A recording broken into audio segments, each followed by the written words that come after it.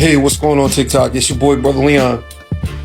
The one thing that I've been getting a lot of pushback about is the video that I did about the Apostle Paul, the ultimate weapon against black people. And so I posted that bad boy on YouTube, and I've been getting all types of comments. And I think the one comment that really sticks out the most is that a guy tried to tell me that people were captured in Rome and you could fight for your freedom. And he also said that racism is of the devil and that Paul did away with racism, or that the scripture did away with racism in Acts chapter 17 or something like that. But the one thing that really boggles my mind is that we use the Bible, and the Bible is full of contradictions. Because if racism was done away with, then my question is, why would Paul put in Ephesians, servants obey your masters? Why would Paul tell a slave in the book of Titus to go back to his master when he escaped his master? He escaped from bondage. Why would Paul say that?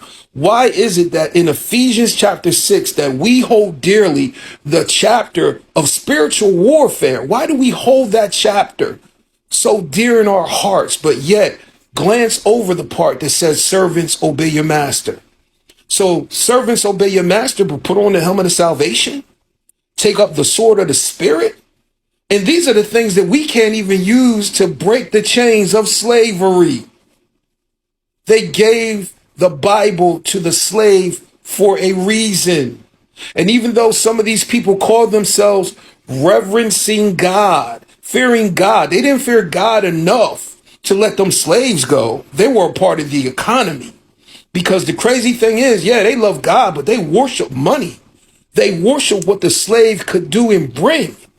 And then they put upon them labels and names and said that they were like cattle, like a dog, like a chicken.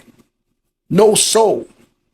So to all of my detractors, please make sense of Ephesians chapter 6 for us, where it says servants obey your masters.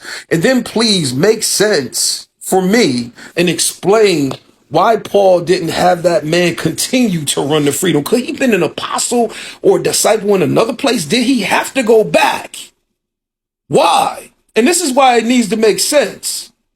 Because the crazy thing about it is that, I'm still going to say what I'm going to say, Paul was a detriment to black people and his writings.